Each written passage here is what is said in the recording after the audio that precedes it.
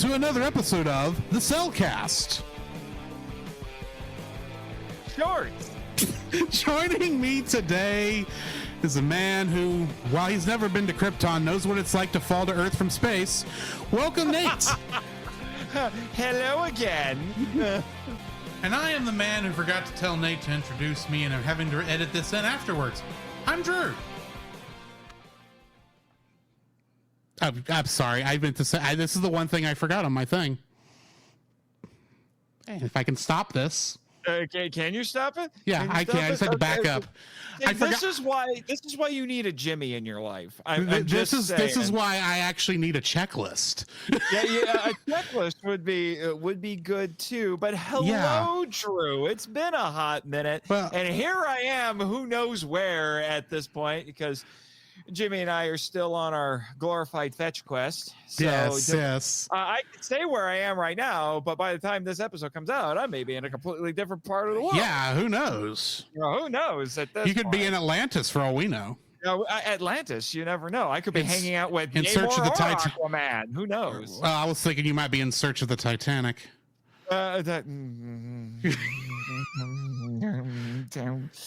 I still don't think I've ever. No one wants tentacles on the island. I wouldn't want him there either. I mean, leave him where he is. He's not causing any harm anymore. At least for now, anyway. Yeah. Jimmy. Okay. I'm sorry, Drew. Jimmy has a new mic. I can still understand him, but I'm not the biggest fan. Right. Yeah. He sounds like Deal It with a cough at this point. He almost sounds worse than he did before, strangely enough. Calm down, man. Oh, you wish he sounded as good as you do. I see how it is. I'm starting to think. Jimmy, you got to do something about that microphone. No, whatever, man. I mean, it reminds me of that toy you used to get like at the dollar store, the magic microphone. You know what I'm talking about? That had the spring in it that vibrated. That's what it sounds like he's talking over. Yeah. I'm just, Jimmy, I've told you this 100 times. This is what you get for buying a new microphone from a Chinese seller on eBay. Well, I'm sure the shipping was good. Oh, well, yeah, shipping to Monster Island. Yeah, it's really cheap, but yeah. Whatever. Anyway, once again, folks, as y'all know, Jacob is taking some time off to spend some time with his lovely wife. And we are, and in the meantime, we are reviewing shorts that I'm bringing some guests on to help me with. And this week, of course, Nate Marchand is, with him, we are watching The Arctic Giant, a Superman cartoon. And I have to admit, this is the first time I've watched one of these Superman cartoons. Oh, you've never seen the Max Fleischer shorts before? None of the Max Fleischer shorts ever aired back when I was watching Looney Tunes and Merry Melodies and all that, and Popeye on the regular, back when I was 5, 6, and so if I ever saw one of these, they didn't stick in my memory. See, it's interesting that you bring this up. I've actually talked about this short before as part of a episode on Strangers and Aliens called Superman versus Kaiju. Yeah. So this is one of them. So I've I figured if I'm going to come on the Cellcast, I got to at least be a little bit on brand. And also it gives me an excuse to not only talk about Kaiju, but talk about one of my other favorite things, Superman. And there's actually one other of these Max Fleischer shorts that is also kind of on brand for me. It's what is it's one with next you're going to tell me he fights a giant monkey. No, but there are giant robots. Well, there you go. So for your other festivities on the internet. Yes, for the other one. So there is I'm trying to remember what that one is called, because that's actually one that's really popular. But I went with this one because it's freaky how much it anticipates. I will say that. So before we start getting into spoiler territory, let me go ahead and drop the warning and we'll get into this. The following is a spoiler-filled review for the short Superman the Arctic Giant. Listener discretion is advised. And no, it's not the ice giant like I said last week. Yeah, I screwed that up too. No, it's nowhere. If I would have, I even asked you about this when I was double checking the name, and apparently I didn't change it in my notes. Oops. So that's my fault. Yeah, I'm actually waiting for info and stuff because it's kind of. I'm getting there. I'm getting there. This was directed by Dave Fleischer and William Bosky, and written by Bill Turner and Ted Pierce. And of course, it's based on the Superman comics made by Joe Shuster and Jerry Siegel. Although in this short, he was credited as Jerome Siegel. I noticed. In this one, Superman fights a thawed-out Tyrannosaurus. That is literally the only synopsis I could find. Yeah, Tyrannosaurus. It's not exactly the one up to the mic like Luke Giaconetti. Yeah, it's not like the robot that Jason piloted on Power Rangers. Getting into the cast, a better representation of a T-Rex. Exactly. Getting into the cast for this, we have Joan Alexander as Lois Lane and a female pedestrian, Jackson Beck as the narrator and reactor worker number 2, Bud Collyer as Clark Kent, Superman, of course, reactor worker number 1, police officer number 1, and the police dispatcher, and Julianne Noah as Perry White for his 2 lines, male pedestrian and police officer number 2. And let me just say, I am surprised how much of this, based on some of the other shorts I've done research for, how much of this the cast list actually is complete. That's because it's frickin' Superman, dude. I know, but even the Looney Tunes wasn't this complete, and there's like 5 guys in the entire voice cast for those. Yeah, but it should be noted. That these are from. I'm trying to remember the year for 41. this one, but it's 41. I was gonna say I knew it was the early 40s. It's 41 because I had to look up something when I was doing this, and I'm going to get into that here when I get into the trivia. In this short, and in some of the others, Superman leaps from place to place rather than flying. This is from the original comics, in which he didn't fly either. He was given the ability to fly in the comics, as well as the animated series, when the creators realized that what looked good in heroic static drawings in this made him look like a red and blue kangaroo bouncing over buildings. Yeah, and I had to look up when that happened, and it was 1940. Yeah, when that happened. I'm pretty sure I could have swore that I had heard that the Fleischer shorts actually inspired them to. It would nearly have to, because there's no. Yeah. I don't think there was a Superman serial. Yeah, because he flies in there. Yeah, I've got that in there. You see flying twice during this, but most of the time, as he's heading out there, he's jumping from building to building. So yeah. I know. I didn't realize this was that early in Superman's publications. The radio show inspired some changes to the comics as well. Introduced Kryptonite, and I think there was a character introduced in the radio show that I want to say it's Perry White. Could be wrong on that. Yeah, this is why you're not doing a blog for this, but yeah. My last bit of trivia I have for this is the thawed out Tyrannosaurus is believed by some people and is very reminiscent. If reminiscent's not the right word. Foreshadowing? That's not the right word either, but it's strange how much this predicts Godzilla. I know. We need to talk about that. By what? 15 years? 41? 13. 13. I'm not a math person. I'm a podcaster. Dang it, Jim. I'm a podcaster, not a mathematician. Ain't that the truth? The only math I do is counting my downloads. Well, there's that. Oh, I'm also a graphic designer, which means I'm not good at math unless that number is like in specific increments. 8, 16th, 32. That's about as far as I need to know. Maybe 72. How many pixels do I need? Fun fact, 72 points on the font scale is 1 inch in real life. Assuming your printer doesn't screw it up. Anyway. But yes, it's kind of freaky how much this anticipates. Yes. I don't know how much we want to get into that because we got to do the likes and dislikes here.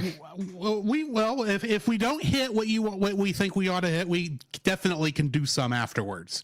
Because the one thing I have learned so far when recording these is we all love to talk. And brevity is not any of us podcasters' strong points. No. So I'm fine with this going long if it goes long. Yeah, well, it's just funny because I've heard about there are podcasters who have rules about, you know, if they review movies or whatever TV, you know, their rule is don't make your episode longer than the thing. And I'm like, when you're talking about an 8-minute short. we failed at that last week because we talked for 2 hours for a grand total of 15 minutes of video. So okay. Well, shall we get into this? Yes, let's get into this. Let's go ahead and go into our likes. What is your first like for this? That intro, which is the same. Well, it's not the same intro in all of them, in all of these shorts. I think about the first half, this is the case, but it is and always will be a classic. Yes, I do agree with that. Because this was everybody and their dog, even at our age, knows this intro. Yes, and it's iconic. It was not from the comics. It was invented for this. Then it was copied later, because I'm pretty sure, if I remember correctly, I'm trying to remember. Oh, his name is escaping me. The first Superman on TV. George Reeves. I believe they brought it back for the George Reeves. And he did do serials. I'm sorry. There was some serials. Okay. Yeah, Superman versus the Mole Men or something. Something like that. Yeah. I never watched any of those either. So yeah, I still need to get to that. But I take it back. I take it back. There is one episode of that I watched because Riff Tracks did a riff on it, and it was about stamp collecting. Yeah, Superman and stamp collecting for World War II. Yeah, there you go. But so it's iconic. So you know this one. You know, they're faster than a speeding bullet, more powerful than a locomotive, able to leap tall buildings in a single bound. Because he can't fly yet. Exactly. He can't quite fly yet. Well, he kind of does here. Kind of does here. You know, this amazing stranger from the planet Krypton, Superman. And then it's like, you know, and then it brings up the whole disguised as the mild-mannered reporter Clark Kent and blah blah. You know, the whole bit. Like, you know what this is. Now they what's goofy is, like I said, halfway through these shorts, I think they actually changed directors, or what the Fleischers weren't as involved anymore. And they changed it. It was the same sort of shtick, but they changed what the lines were and all that. It was like, still the more powerful than this, faster than this, but they changed what it was, and it just didn't.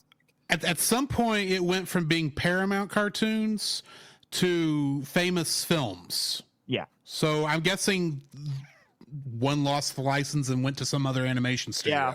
Well, and here's what's really weird about these shorts, is that it's kind of a King Kong situation here. Yeah. Because honestly, if you're writing a giant monster at this time period, that's going to be what's in your mind. That's not what I'm talking about. I'm talking about legality. Oh, yeah. These shorts are in public domain, but Superman and all of these characters are not. Yeah, not for another 10, 20 years, I believe. Nope, about 10 years. Yeah, 10 years. Yeah, 34. Because I was thinking it was. If it's 95 years. Yeah. Superman was 1938. Trust me, it's 95 years. I did all my research for Mickey Mouse this year. Didn't we all? So yeah, in about 10 years or so. But these shorts are already in public domain because the copyrights were not renewed. So it's weird. So none of the characters are public domain, but the shorts are. Welcome to copyrighted works that had to be re-registered and no one remembered to. Yeah, basically. It's because just like King Kong, where the original movie is not in public domain, but the novelization of said movie is in public domain. And just to make it more complicated, the book was published before the movie came out. Exactly. That's why the MonsterVerse has to call him Kong and not King Kong, because they don't actually have the Kong license. I'm not so sure about that, because they go to a lot of effort never to say King Kong. They do, but here's the confusing part. Those were made by, well, distributed anyway, by Warner Brothers. Yeah. Right? Who has the distribution rights to the original film, but all the IP belongs to Universal. They inherited the RKO library, and RKO made the original movie, so they own the original movie. So I don't know why this is an issue. Because they don't own the IP. Maybe I don't know. I know technically the only remake of the film is Peter Jackson's King Kong, which was Warner Brothers. No, it's Universal. Oh, it's Universal. Excuse me. It is. It's the only time Universal made a movie without legal issues. Basically, with this IP. Not that they knew it at the time with the Toho films, but like I said, I have tried to unravel the I call it, the convoluted King Kong copyright. I have basically given up.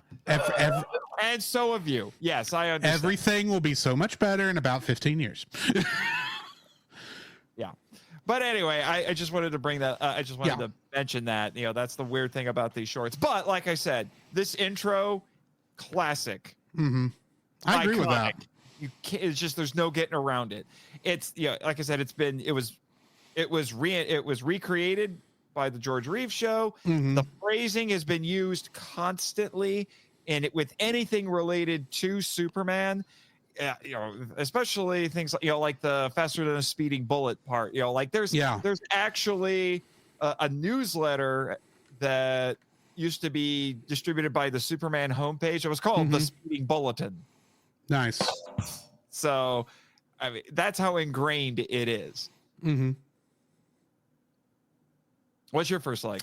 Okay, yeah, my first like actually is the animation on this, because this is expensive animation for this time period, especially on all the humans. For some reason, I guess when I saw the artwork for these, I was expecting more, I wouldn't say Scooby-Doo-esque animation, but I was not expecting what looks almost like rotoscope, or at least I'm pretty sure they had to have had film reference on some of these movies, because this animation is on the humans is far too smooth for what this is if it was just being done by hand. I'm pretty sure it was rotoscoped, actually. I think it was one of the first. I think it was one of the first animated films to ever do that. It may be. I'm comparing it with the animation that we saw in Snow White, because that, while it was not rotoscoped, it was at least film references that they copied like nearly too close in some cases. And that's kind of what this reminds me of.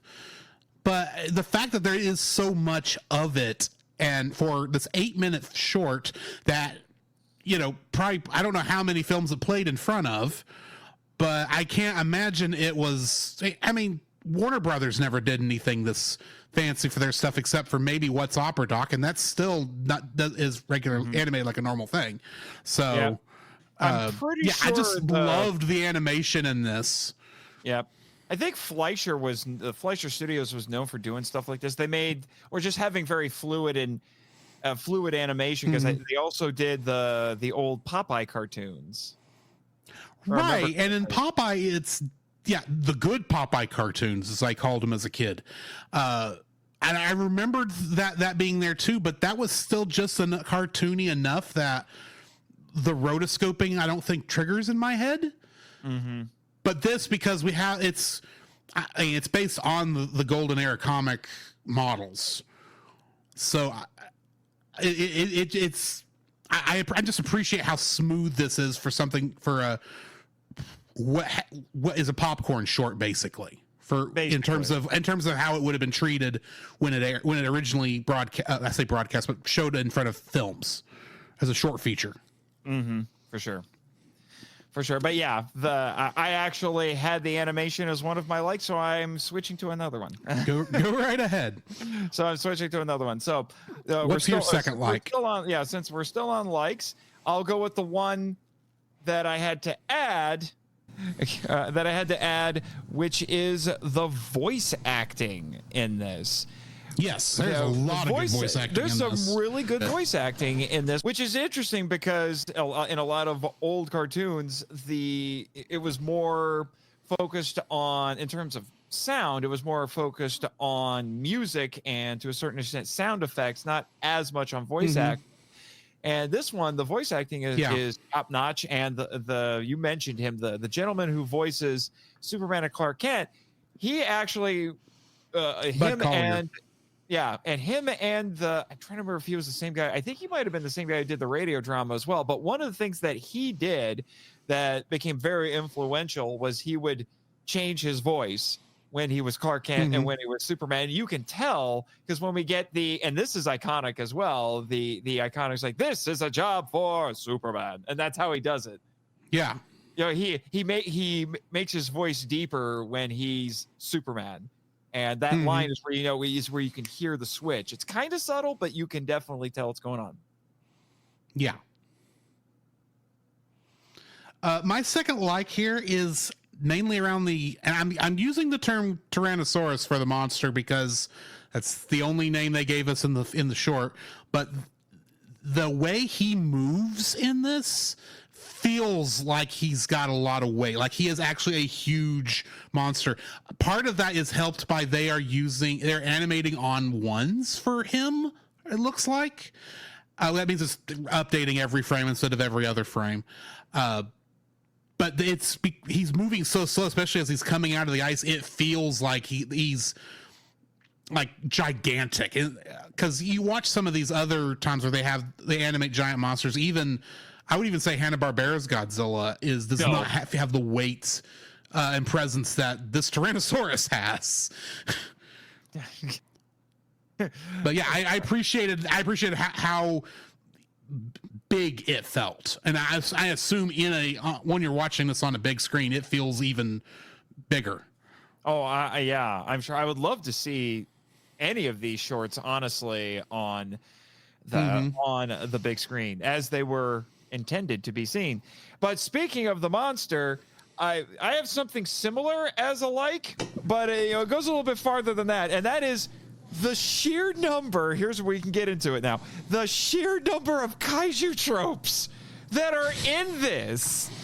Yeah. And it's mind-boggling. Before kaiju tropes were a thing. Because at this point, I mean, yeah, we had The Lost World 1925, which, kinda, because there's a scene where a brontosaurus gets loose in a city, and, okay, it's kind of, it's like very prototypical. Then you have the original King Kong, which really introduces a lot of stuff, a lot of concepts. And if you'll pardon the pun, that's what this is kind of aping. For sure. But here's the thing. This doesn't just build off of Kong. No. This is Godzilla before Godzilla.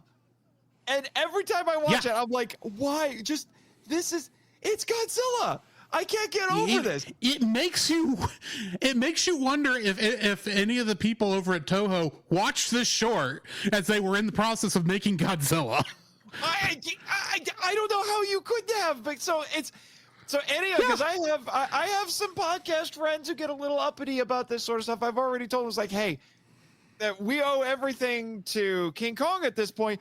I think we might owe more, some stuff to Max Fleischer and Superman with this short. Yeah, because I agree.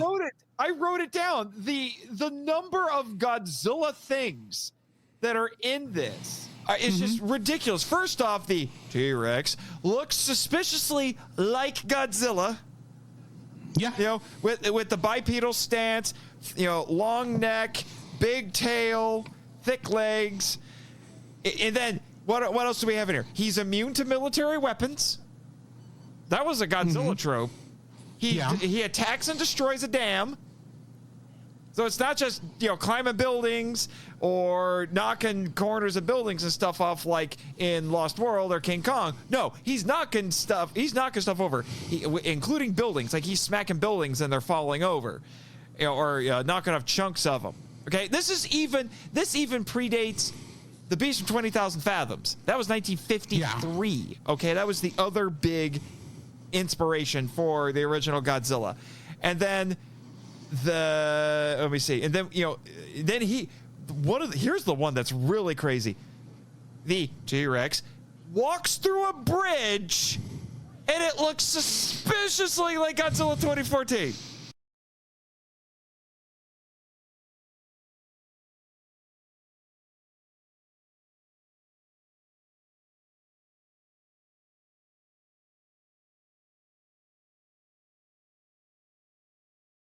I have little doubt that he did, because the sequence is suspiciously similar.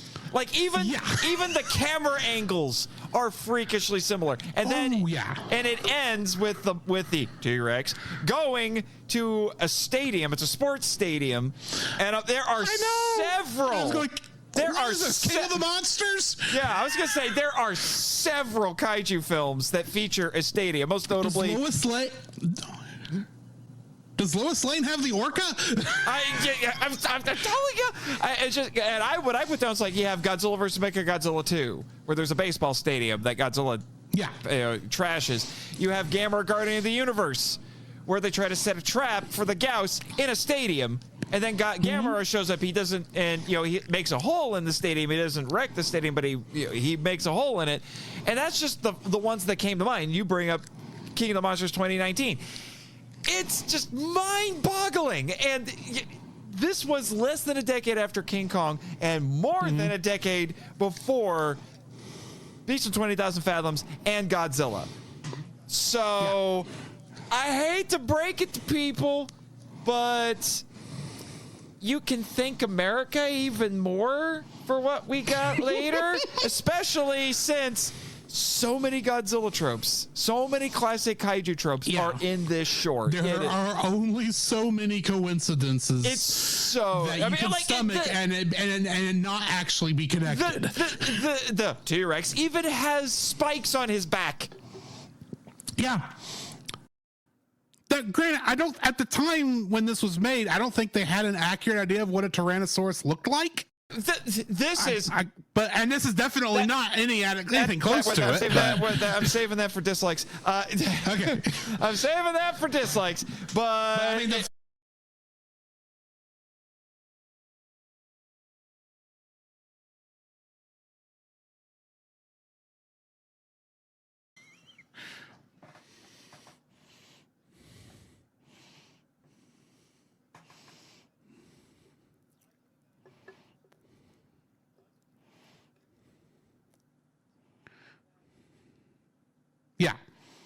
nuclear origin, before that. Not here. This is before the atomic age. This is before the nuclear bombs. So, Beast of 20,000 Fathoms gets the credit for that. But so many other things. They go with the other classic kaiju origin, which was he was frozen and sleeping, and we woke him up. We're going to take him from where he was sleeping to civilization, and then he's going to get loose and go on a rampage in a city and stomp on cars and hit buildings. Yeah. Because apparently nobody who in Metropolis watched King Kong. Yeah, nobody did, apparently. Yeah, nobody. I guess Metropolis was like the one city King Kong didn't play in. So, yeah, like I said, it's just mind-boggling. And I will admit that's a kind of a retroactive because clearly they had no idea what was coming. They had zero clue about what was coming. But still, I wish there was a way I could confirm whether or not this was somehow an influence, because if it's not, the sheer number of coincidences is mind-boggling. Like the only way you could prove it is if an interview came out that stated from Ishiro Honda, like back in the day, that stated this was the inspiration for Godzilla, was this basically Superman versus the Arctic Giant. Yeah, because at this point it is providential levels of coincidences is all I'm saying. Like it is incredibly difficult to achieve this level of parallel development. Yes. Well, it's not even parallel necessarily because they're more than a decade apart, but it's if Ashura Honda and Company somehow made Godzilla completely unaware of this short, that's astonishing. Yeah, I agree. Absolutely astonishing.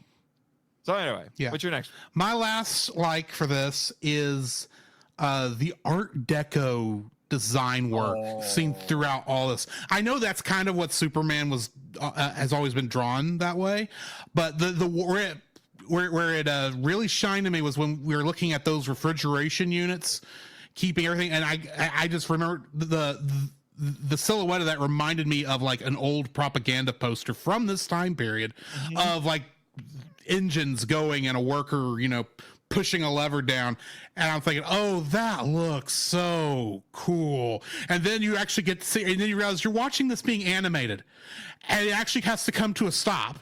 And it's like, that is cool to watch. This is minor details, because I'm not used to thinking of Art Deco as movement. I'm used to thinking of it as still photographs, and we're seeing this. I mean, the last time I saw anything close to this Art Deco wise moving was in Batman the Animated Series.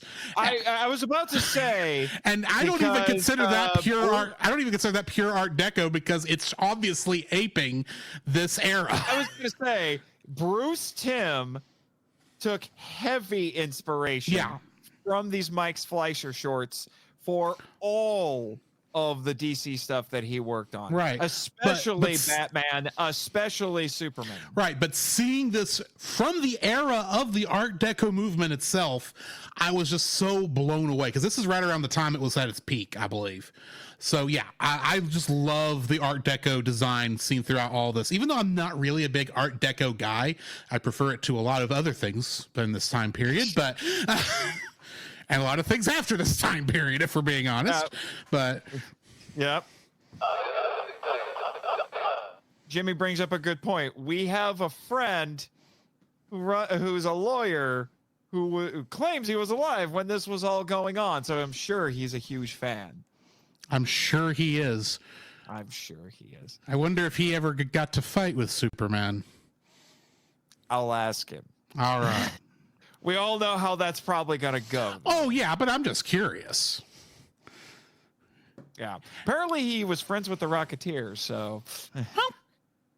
Wasn't there a crossover between Superman and the Rocketeer at one point?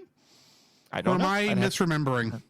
I'd have to. You might have been Mandela affecting that, but I'll look it up sometime. I don't know. But anyway, before we get into our dislikes, I do need to basically pay some bills and go through our ad. So join us on the other side of the bumpers for our dislikes, and we'll get into it. This podcast is a proud member of Culture Box. Whether you enjoy geeky reviews, comedy, or original fiction, you can open up the Culture Box and find something excellent for your soul. Point your web browser to culturebox.media. This week, we suggest checking out the Untold Podcast. The Untold Podcast is a speculative fiction podcast utilizing the genres of sci-fi, fantasy, and horror, among others, in order to engage the culture's imagination from a Christian worldview. Every month, Nathan James Norman produces and narrates a new story presented in a unique and dynamic way. Check out the Untold Podcast at untoldpodcast.com to listen and leave a review on Apple Podcasts. The Cellcast would also like to thank the following patrons: Ashley and Francisco Ruiz, PaulJPowers.com, and the Monster Island Film Vault. If you would like your name shouted out on the show, listen to uncut episodes, and some special art from Jacob from time to time, please donate to us on Patreon. All right, so go definitely check out that podcast, whichever one. Why am I saying it that way? I know which one I read because I just read it. Untold. Yeah, that's Untold. Yeah, go check out the Untold Podcast. I've been enjoying. Admittedly, they have not put out as much stuff since they joined Culture Box because of life getting in the way. But I have enjoyed a lot of the stuff they've done on there. So yeah, you all ought to go check that out. Because life finds a way to screw you over sometimes. And I will admit, since this is one of the few of these hiatus episodes in which it's not a Culture Box person reading this, I did pick one of the Culture Box people that wasn't recording one of these. And the fact that it's a literature thing and the guy's name is Nathan was not planned. I will admit, every time I hear somebody else talk about another Nate or Nathan, I have to tell myself, not me. Yeah.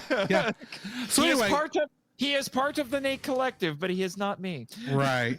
So let's go ahead and jump into our dislikes. What's your first dislike for this short? The fact that I couldn't get it to work on my DVD set in the phone vault. No, I'm kidding. That's totally a joke. Totally a joke. But I am frustrated as with much that. as me and Jacob have complained about horrible transfers, I get it. Yeah. It's just, oh, wait. I gotta be nice to this, because this is the Monster Island Film Vault official entry in there because of this short and the other one with the giant robots, because that's close enough. However, I am now going to petition to the board to upgrade to the Blu-ray, because I don't know why, but this DVD will not play that one, and now I have to inspect the rest of the disc to make sure it works. Anyway, but that's right. That's not my real first dislike. I just had to rant about that, which is funny because during the break I was talking about how physical media is superior, but but it's only superior when it's not. But these shorts are not on HBO Max for whatever. Well, just Max now, but it's not. Yeah. They're not on there. If you want to stream them, as far as I know, you have to watch them on YouTube. Do you know what the closest thing to this is on Max? I would say Superman the Animated Series. There's a Looney Tunes episode called Super Rabbit, which is a direct parody of these cartoons, and it is on there. I watched it this afternoon. Yeah, so there you go. So whatever on that one. Upgrading to the Blu-ray, but hopefully everything else in this set, for at least for Northers and my personal viewing with all the Superman content on there, still all works. Admittedly, 20-year-old not Blu-rays, DVDs. But my first dislike, and I will admit, there's nothing in this short that I truly hate. So these are more just nitpicks than anything else. There's going to be a lot of nitpicks tonight. Yeah, really, because it's a fantastic short. It's absolutely a fantastic short. But I'm going to bring this one up first. It's not the first one on my list, but I'm going to bring this one up first because we've already hinted at, because we've kind of hinted at it. Well, not hinted at, we've already kind of talked about it, which is this is the loosest interpretation of a T-Rex I have ever seen. And actually, I double-checked here. The Arctic Giant was released in 1942. Oh. 1942. All my stuff said 40. February 27th. All my stuff said 41, so. Yep. Well, that's when they started. It was February 27th, 1942. And the other one, whose title I couldn't remember, is The Mechanical Monsters, which has giant robots. Yeah. Fair enough. There are 17 total, and the first 9 were made by Fleischer, and then the rest were by Famous Studios. And I can tell you, when they switched to Famous Studios, they weren't as good. I guarantee that. Nope. But anyway, especially since the first one made by Famous Studios is called Japatours. Well, I mean, we were in World War II by this point, so yeah, product of its time. Yeah, it's still very unfortunate. But anyway, anyway, since back to your dislike. Since your Gremlins or my Gremlins, I don't know. Could be Goji-Kun and Brokong for all I know. Mucking around with things. But now that we've navigated that, like I was saying, this is the loosest definition of a T-Rex I have ever seen. Mm-hmm. Oh, okay. I was waiting for you to respond. No, continue. Because first off, it's way too big. Second of all, it actually has long arms with fingers and not like the little arms that we make games out. Yeah, it really felt like they designed the monster first and then thought, we need to name it something. What's the name of a dinosaur? Oh, Tyrannosaurus. We'll just call it that. We won't even bother to look up what they claim the Tyrannosaurus looks like. Yeah, I was going to say, also, I'm pretty sure, I'm going to double check this so Jimmy doesn't have to, I'm pretty sure T-Rexes didn't live in Siberia. fairly certain of that as well. Nor did they have nor did they have snake mouths. No. With those type of fangs. Yeah, for sure. Yeah, because I'm just trying to look it up because unless I should talk to Rushbot and ask him about Siberian T-Rex because you'll say Siberian T-Rex is better than normal T-Rex because it's from Mother Russia. I'm sure he believes that. Yes. Was not my good Russian, but anyway. I should have talked like Zangief first. I was talking about crushing a sparrow eggs between man's thighs, but then it would be in my Russian accent. I love that movie. Anyway, the second one is sort of kaiju because it makes King Kong references. But it says here on Wikipedia, so take it or leave it if you want. But it says they lived throughout what is now Western North America. Or it was an island continent known as, what is that? Laramidia? Yeah, that's what they claimed this when Pangea initially split. I was gonna say I knew that as Pangea, but yeah, okay, when Pangea initially split, that's what the supercontinent on the western side was called, I believe. Yeah, or northern. I don't remember where the split is. Yeah. So unless they want to tell me.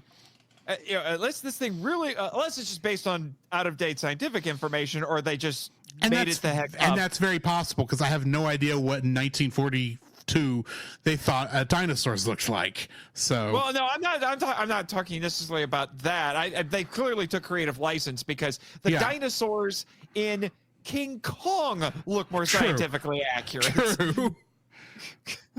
Okay, and those technically weren't T-Rexes. I think the one in King Kong was actually more of an Allosaurus. Well, I think it was actually a Brontosaurus, which ironically also doesn't exist. Don't get Jimmy started. But anyway, he'll rant master or something there. But yeah, Jimmy, I see you going for that button. No. We got it. We understand. No, we get it. But anyway, so. Like I said, unless you want me to believe that it is now Siberia had T-Rexes on it during Pangea or whatever.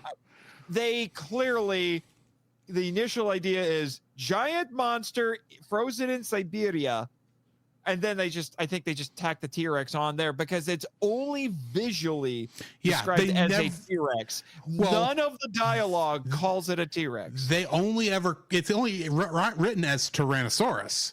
The Rex is not there. So yeah, technically different dinosaur?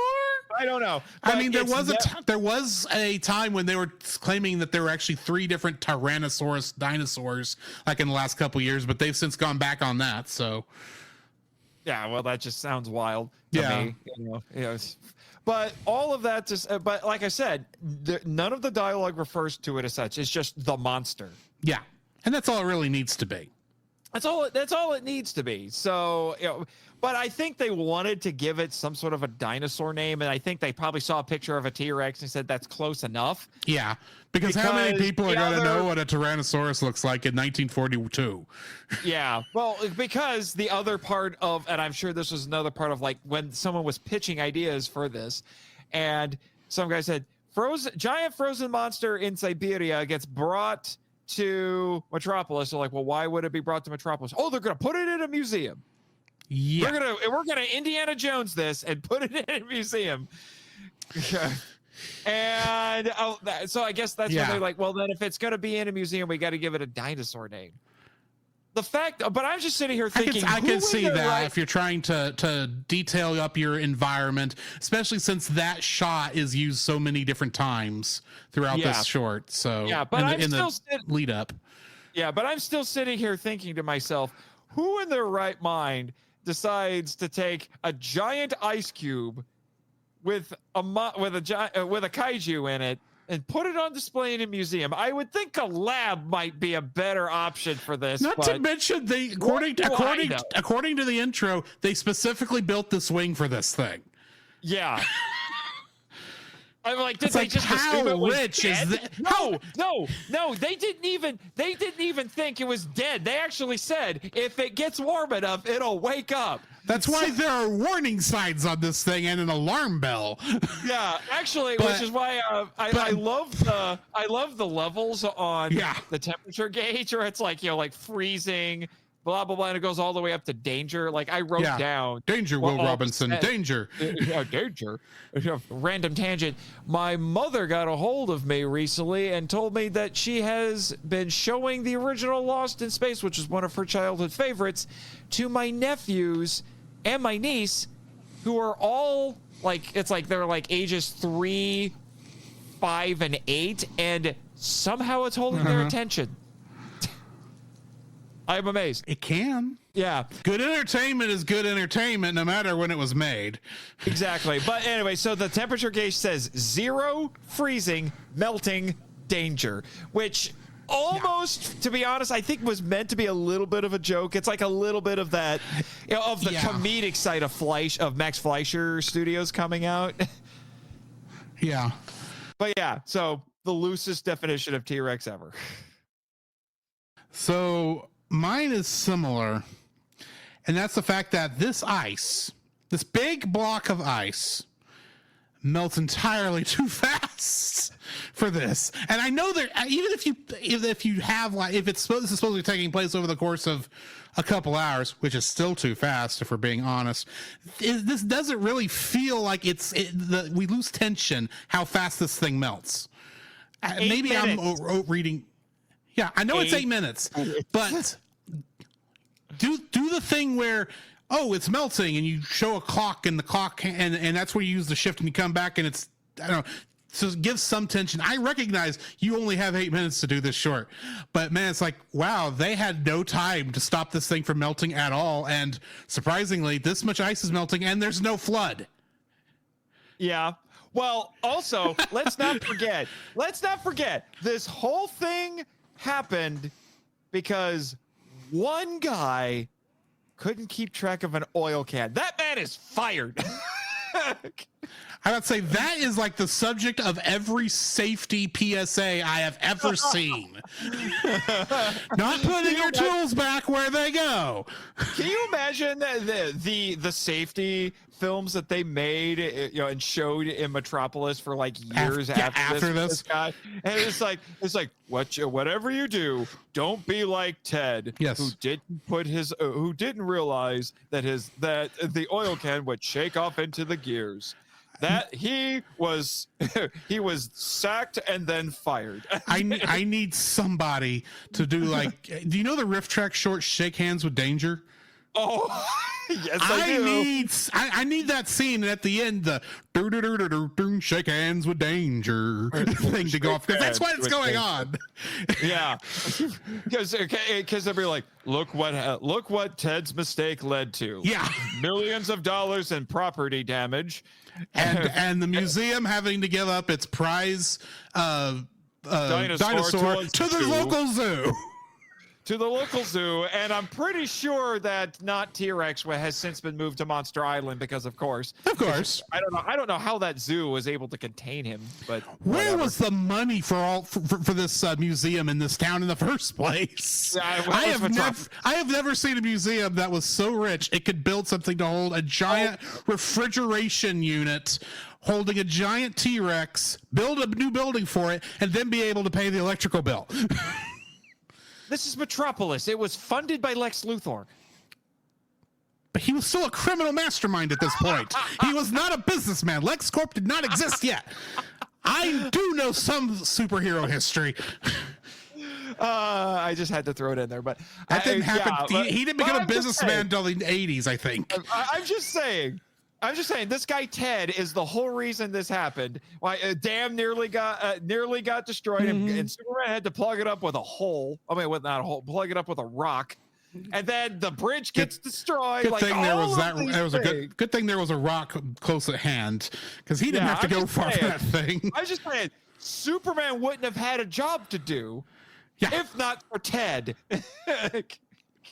And I let me just say, while I want to feel sorry for the people whose homes got flooded when that dam burst, they were living right underneath that dam.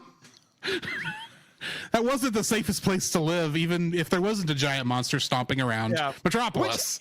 Which actually, another thing that this film anticipated, Superman the movie with the dam. Yeah.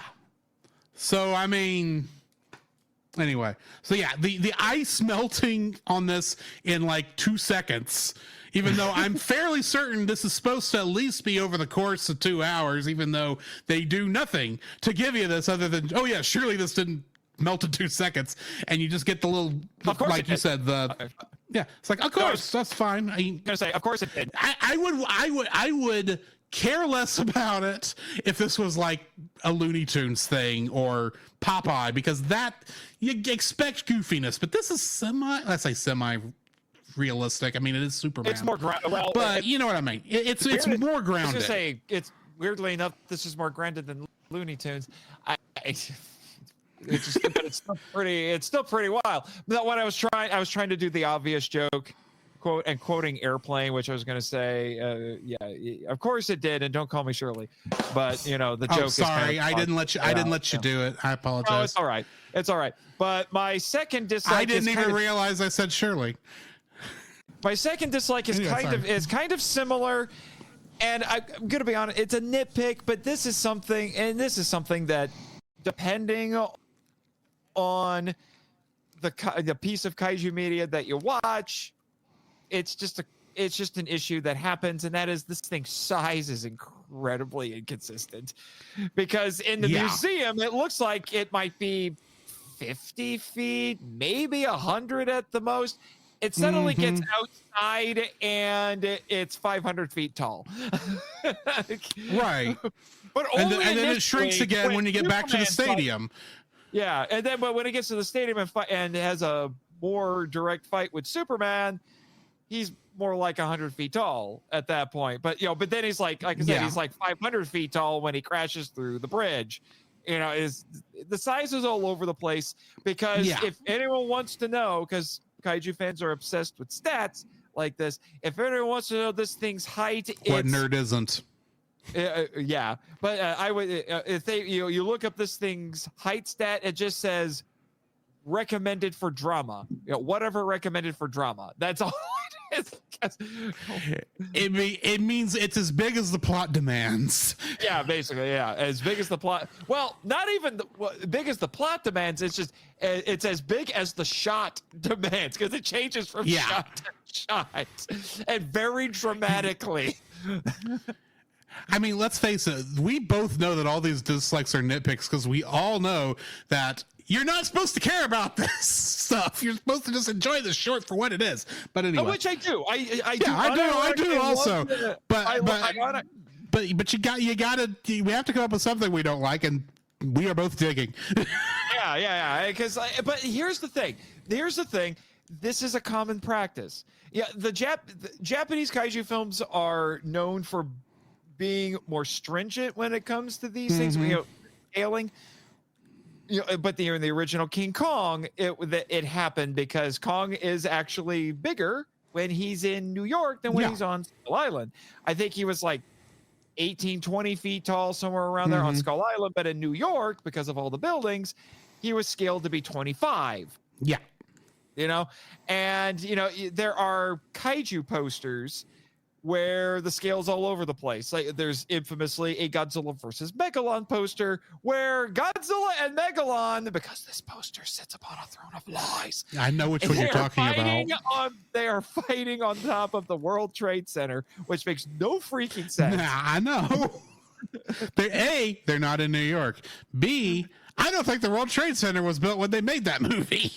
No, it was. Oh, it was? I wasn't sure. It was. But because because that got released in the United States in 77, and the remake of King Kong was 1976, which ends on the World Trade Center. So yes, they had already been built. Well, I knew by the time the U.S. release was done, but I didn't know when it came out when the original. Well, no, this was a U.S. poster. This was a U.S. poster. Yeah. But I mean, when the movie was made in Japan, I was thinking maybe they weren't. But anyway, besides the point. Besides the point. My point being, there are posters that muck around with this because you go with, like I said, with what looks the most dramatic for that shot. Or in reality, the most cool that will get kids in seats. Yeah, it's rule of cool. Yeah, it's very rule of cool. Very rule of cool. And I think after a while, people just got used to realizing, okay, the poster's a bit of an exaggeration, but we can work with this. Exactly. Especially American posters. American posters did this all the time. The Japanese posters less so, but still. So anyway, my second dislike for this, and it kind of is based off your first, the design of the quote-unquote Tyrannosaurus is too Looney Tunes for me in comparison to the human characters. This looks like it came out of a like the thing that keeps coming to my mind is Cuphead is the game that keeps coming to my mind, but that's obviously much later. Yeah. Right. I know that, but and like I said, if this was in Popeye, I wouldn't care. But these are a little bit more realistic in their designs for the humans, so it messes with the motif in my head. If I was not a graphic designer, I would not care, probably. But because I've had to study design, I'm looking going, that doesn't look like it ought to belong in the same shot as that version of Lois Lane. Or when it tries to eat Lois and then Superman punches it in the throat and hog tie. Superman is kind of mean to this poor thing. He hog ties it with, what did he hog tie it with? He ripped up. It was part of the bridge support. Yeah, part of the bridge support. He hog ties it, and then he punches it in the throat to get it to spit up Lois, because Lois is going to be. I don't care if you're Lois Lane, you're going to need therapy for about 5 years after nearly getting eaten by a kaiju, and then he knocks it to the ground, and then pins it to the ground by bending a street lamp over its neck so it can't get up. So, like I said, Superman's kind of mean to this poor thing. But then again, it had rampaged and caused a bunch of damage, so it was probably warranted. Which then makes you wonder, how is that zoo keeping it under control? Exactly. It probably didn't stay at that zoo for very long. Yeah, like I said, Monster Island. Monster Island. We have the resources to keep kaiju in check. Right. That makes sense. But I mean, the city zoo? Probably not. I mean, it's the Metropolis City Zoo, so they've seen things, man. Yes, some predecessor to Star Labs probably built that paddock. Yeah, probably. But yeah, I don't even remember what we were talking about. I was talking about how the design for this thing does not look like it fits with the humans. So it doesn't. It doesn't. And that just is a weird thing to me. I know for most people that won't matter, but there's a part of me that's just going like, well, when Hanna-Barbera did Godzilla, that actually looked like it fit with those human characters. When Godzilla the series did that animation, that Godzilla, or Zilla, I should say, whatever. I'm sorry, Nick, if you disagree with me. That looks like it fit with the cartoon versions of Heat. So this one does not look like it fits in with Superman. I'm sorry, it just doesn't. Yep. So, okay, my last one is the pickiest of nitpicks. Oh yeah, the pickiest of nitpicks. The monster doesn't roar. You're right. I hadn't realized that this monster is silent throughout this whole thing. I don't understand why. I don't either. It's not like there hadn't been movie dinosaurs that roar. Yeah. Why is this thing silent? I mean, sure, you don't have at this point you wouldn't have the Godzilla roar in everyone's film library like seemed to happen after that movie came out. But you should still have some old King Kong stuff floating around. You would think, but it doesn't grunt or growl. No, it's completely nothing. silent. Not even a vocal tick. It's weird. I hadn't thought of that, but you're right. It is very weird. It is really strange. I mean, you could argue that, it's trying to be more realistic because because reptiles don't have vocal cords and roar like that. Spoo stinking who. They hiss. That's really But about this all thing they doesn't even hiss. It doesn't hiss. Yeah. At least hiss. So I don't know why. It just seemed like a bit of a missed opportunity there. But again, I've watched this multiple times. I've scrutinized it every time I've done that. So it's just like, yeah. Okay. My last one, and this is definitely a nitpick. The warning bell that goes off when that temperature gauge reaches danger. I don't know why, but it doesn't seem to fit the scene for me. It's a bell chime. It shouldn't matter, but for whatever reason, I think this particular bell noise is used in like a lot of things from this era. But most of my knowledge of it would be from like comedic things. Like I'm sure this has come up on Looney Tunes and Merry Melodies and Tom and Jerry and all that kind of stuff. And that's literally like, that thing is like the comedic bell in my mind. And yet I'm hearing it here and it's like, yeah, this is a comedic bit, but it's also it's not a comedy story. So why did we go with the comedy sound effect?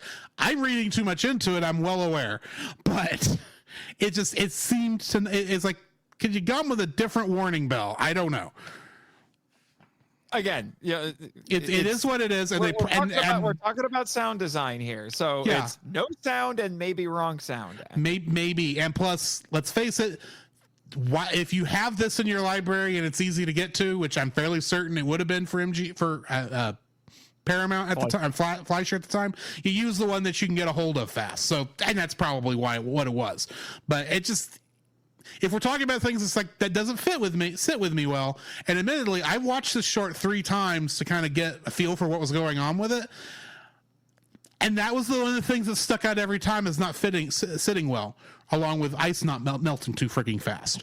But yeah, that's going to be the my last dislike for this thing. Well, there you go. What are you rating this out of curiosity? Oh, what's our rating scale again? I forget. 0 to 10 on every 5, rounded to the nearest half. Right, nearest half. Oh man. Man, because I'm just thinking about it in comparison to the rest of these shorts. Most people would probably tell you that the best one of these shorts is probably the Mechanical Monsters. Mm-hmm. I would say I really like this one, especially with how surprisingly forward-thinking it is. I'm sitting at like a 9 or a 9.5 personally, because it's really good. My only issues with it are, like I said, they're nitpicks, but but everything that you want from an animated short from this era, this is one of the best examples that you're going to find of 1940s, late 1930s style animation outside of, honestly, probably outside of Disney. This is some of the best you're going to see. Yeah, I will admit that. I tend to prefer writing style wise Merry Melodies and Looney Tunes, but yeah, this is still animation wise some of the slickest, nicest animation, and it does a good job of covering it. I'm actually giving this like an 8.5, and a lot of that is the strangely prophetic nature of this, because despite having never seen this before, it's got a lot of, it somehow hits a lot of nostalgic nails for me. I don't know why that is. But I mean, it's a good. It does what it says on the tin.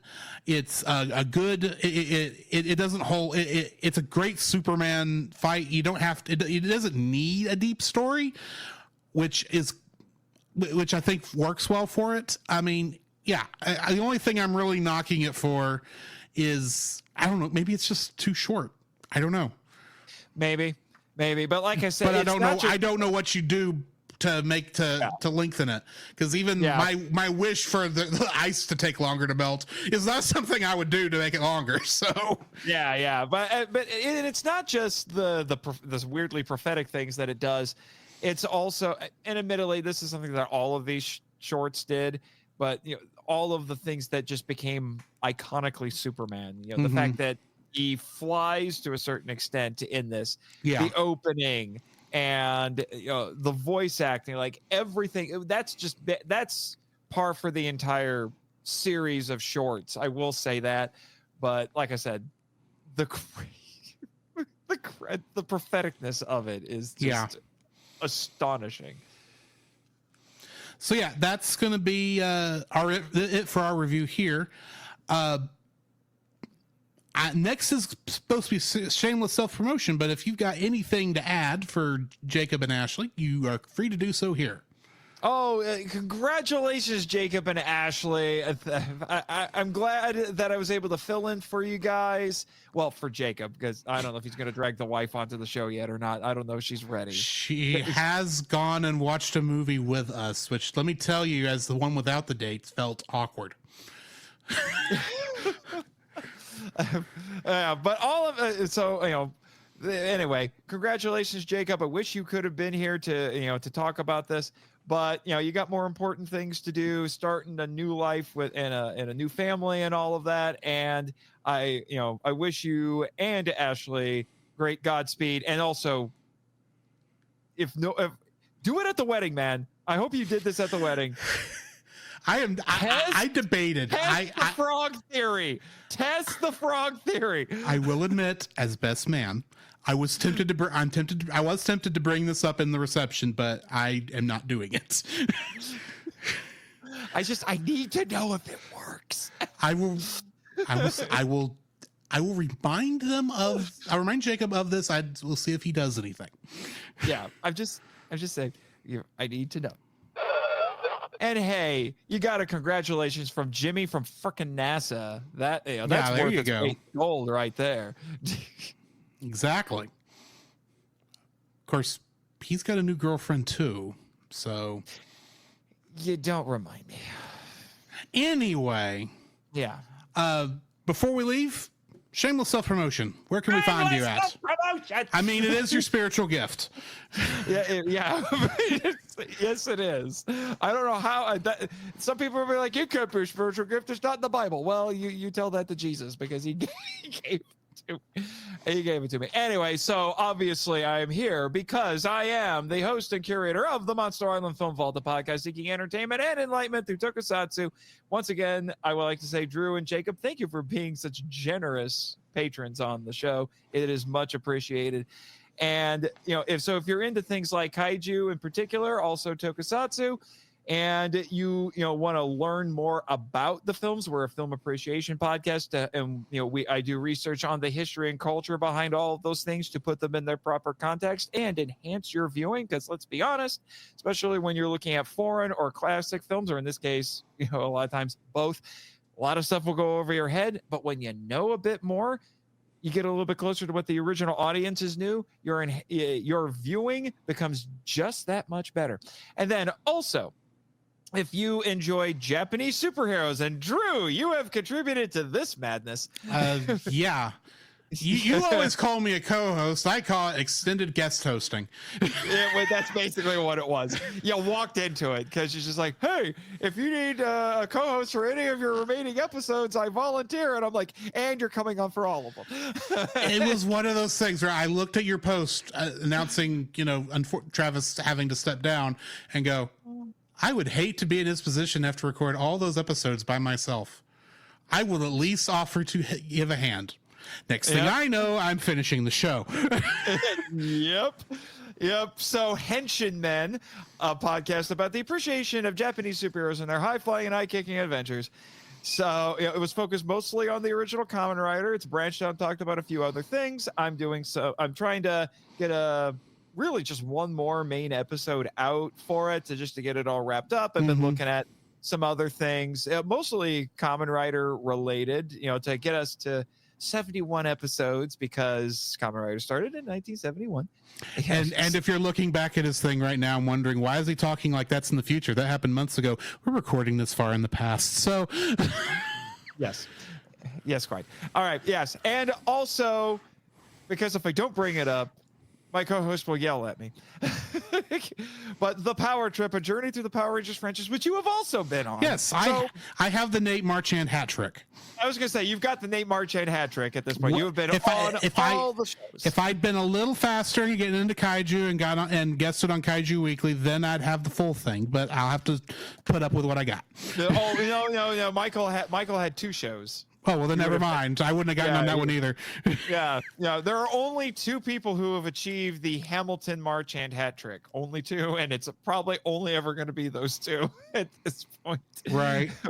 But regardless, that was a massive project where my friend Michael Hamilton and I went through the entire Power Rangers franchise, 1 season at a time. And Henshinman is a sprint. The Power Trip is a marathon. You're looking at an average of 3 hours. Even if you just listen to the show, you have no idea how much of a marathon it is to record the show. Yeah, because I think that recording session, I swear it felt like 5 hours. It might have been 5. The episode itself, I think, ended up being 4. We had a lot to say, even though some of that was about buck naked Dapu. Ugh, I still get nightmares. Oh, it's still better than Turbo. First half Turbo, yes. Actually, yeah, second half. It's still better than the second half of Turbo, but Turbo was a lot better than the first half. Anyway, yes, there's a hierarchy here. Yes. I understand. Like I say, I like the in space Rangers, not the Zeo Rangers in that season. Yeah, all I have to say is, I don't care what you say, Michael. Nostalgia and corsets can't save anything. Hey, it was the first half of Turbo that made me stop watching Power Rangers in the first place. Because it was that bad. Anyway, but also I would be so go check that out. Obviously, over the first season was all about Power Rangers, and then we branched out to start talking about some Power Ranger comic books and some Super Sentai, which is why you were on while we were waiting for 30th anniversary stuff to come out. We've got a couple more episodes of that we're hoping to get out. One that's already been recorded, it just needs to be posted, and then we're gonna do a coda for the entire run of the show once it comes out, which by the time this episode comes out, hopefully it's already been out. Hopefully been out for a while. Yeah, hopefully. But it will be on Legend of the White Dragon, which was the final performance of Jason David Frank, who famously played Tommy Oliver. So I'm looking forward to seeing that. And Legend of the White Dragon is so Power Ranger adjacent. It doesn't just live in the same neighborhood. No, it lives in the room next door. Okay. If I didn't know any better, I'd say it was a Power Rangers knockoff. Yeah, exactly. So, from what I've seen of the suit. Yeah. And there's like a whole to do about that, which I'm sure I'll research like crazy for that episode. It comes out. But and I'm going to mention this briefly because I went into a lot of detail about those other ones. Well, a couple of things. One, on the podcast track, I am also a member of Carl Dutton's stable of actors at Scyther Podcast for his fan-produced audio dramas. Specifically, I have been in X-Men the audio drama, voicing, of all people, Deadpool. Yeah, I can't see you playing the Merc with a mouth at all. Sarcasm? Sarcasm side. And then most prominently, the reason I could play him so well is because we were unfortunate roommates for a while, but I played Rito on Power Rangers The Audio Drama, and you know all about this because he crashed our show.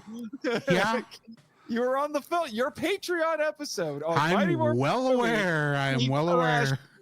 He crashed it because that's what he does. Apparently, that's his new hobby now, hijacking podcasts. That's what he does. We're lucky he didn't do that on Retro Rewind, to be honest. I don't know how much Francisco would have appreciated that. Yeah. Roy probably would not have enjoyed that at all.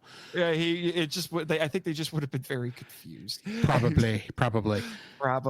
But anyway, so I do a lot of stuff there, and as of this recording, I will be appearing on the Avengers spinoff from the X-Men show. Carl Dutton is not working on that one. It's his friend Mitch who's doing that one. And I'm going to be a hero, but not an Avenger. I think I've told you about this, right, Drew? I don't think you have. I'm Johnny Storm, baby. That also fits. I debated trying out for that, but I eventually changed my mind and didn't. So, oh, that's too bad.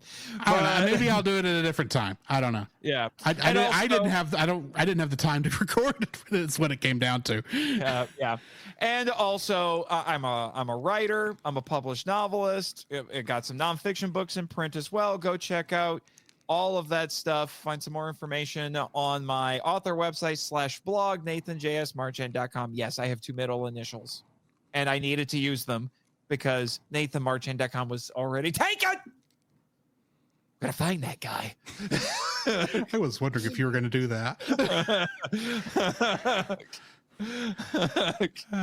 Man. I need that domain back. Well, I guess it doesn't really matter at this point. And no, my middle names are not Johann Sebastian. I thought it was just smiling. No. Okay. Anyway, moving on. So yeah, go check out his stuff. Nathan is one of our favorite people to have on this show. So much so that when talking about Titanic movies, you walked into that one. I'm just waiting for the sequel. As soon as we know what life looks like after the wedding, we'll talk to you. I'm sure Bad Movie Month is coming, but it is coming. Whether we just don't know how things are looking. We have not planned out that far yet. I'm just saying, I'm very tempted to take some of my hard-earned Patreon money and invest it in your Patreon so I can bring Bad Movie Month a little bit sooner. Oh boy! Start early, because you need a way to tap into the GXK. Yeah, and there's not much other Kong stuff or animated Godzilla stuff out there. I could do the Godzilla animated trilogy, but I kind of want to do those back to back, and I'm kind of waiting on a month I can do that without it taking spots up. But anyway, there are 3 animated Kong movies, all of which have dubious legality, and 2 of them are tie-ins with a TV show. Of course they are. The other one is sort of legal and has Ariel from The Little Mermaid as Andero. Yeah, I think I saw that one that had her. And yep. And here's the other wild part. All of them are musicals. I hate to imagine what that sounds like. Now, I will say one thing that is on the schedule at some point, and the only reason I haven't nailed it down yet is because we have no idea when the home video of Godzilla -1 is going to hit. And as soon as I know that, guess who is my first call? To find out when it's best to get you on.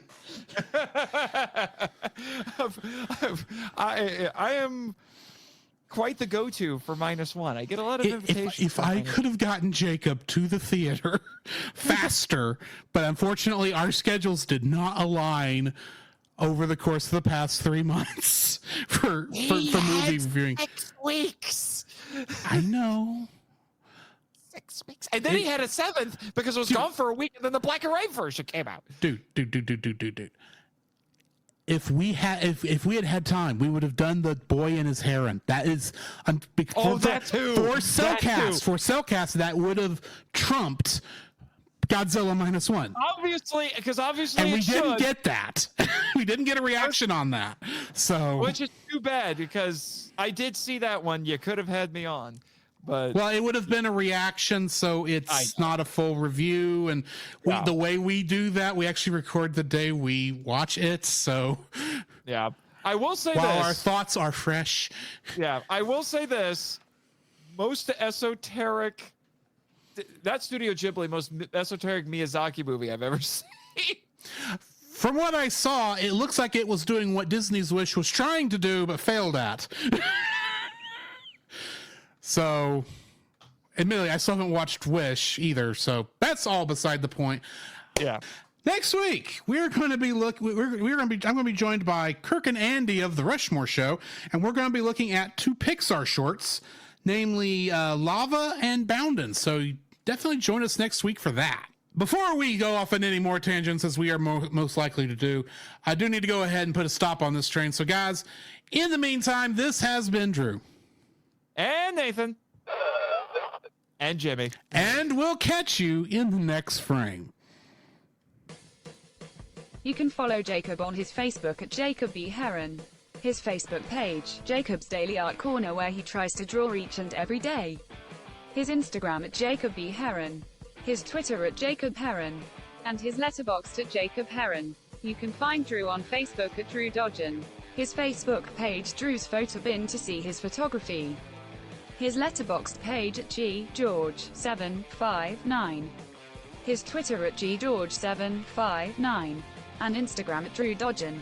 You can like us on Facebook at the Cellcast Podcast, on Twitch at the Cellcast Gaming, on YouTube at Cellcast, on Twitter at cast_cell. The Cellcast can be found at Apple Podcasts, Google Play Podcasts, Stitcher, Spotify, or anywhere else fine podcasts are downloaded from. Please rate and review us where you found us, and also on Podchaser. Email us at thecellcastpodcast@gmail.com. The Cellcast is a proud member of both the Pop Americana and Culture Box media networks. For more information, please see the link in the description. Our theme song is Drop and Roll by Silent Partner. And remember, that's Cell with a single L.